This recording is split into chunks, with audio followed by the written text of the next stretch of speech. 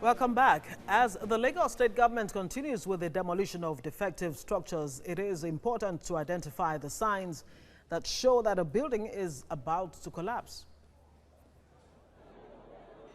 The back-to-back issues of collapsed buildings in Nigeria has become a major source of worry for the professionals in the building sector. What could we attribute as major causes of these tragic incidents? Most of the times, those inconsequential things easily overlooked add up to create bigger problems. There are quite a number of reasons why a building could collapse.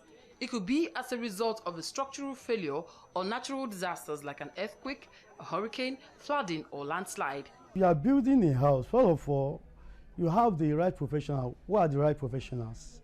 You have the architects, the civil structural engineer, and also the geotechnic, who also, because every building has different load carrying capacity.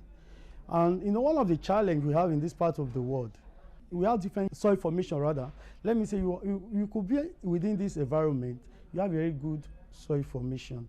And your next building, the soil strata will be so poor. The only way you could know is to employ the services of a professional who is a soil specialist. In many cases, the building control agencies of several states in Nigeria carry out a non-destructive integrity test. This test, according to real estate professionals, is to ascertain the structural stability of the building. And here is a list of 5 warning signs that should not be taken for granted. One is cracks in the wall. Thermal movement remains one of the most potent causes of cracks to appear in the walls of buildings. If overlooked, this could eventually lead to the collapse of the building. If a building is actually structurally stable, first of all, you look at it, is it aligned?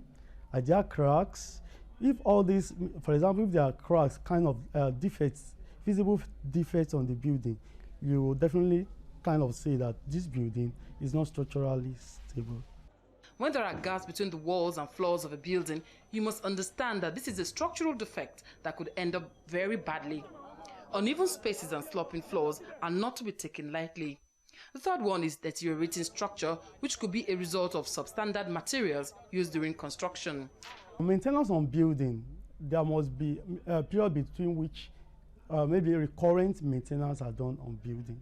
Then the headroom of the building also is a major concern. When you are in a building that it seems as if the headroom is not, it seems to be abnormal.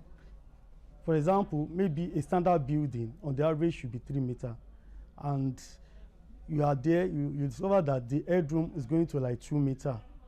That also, to an extent, should tell you that maybe there is settlement already going on such building. Experts say that when the house you live in begins to make creaking and popping sounds, you should be very worried. Creaking and popping sounds, you should be very worried. When a house creaks, what is happening is that the metal part contracts much more than the wood does. As a result of this, the nails, pipes, and air ducts rub against the wood. Also, the wood rubs and grinds against other wooden parts of the structure,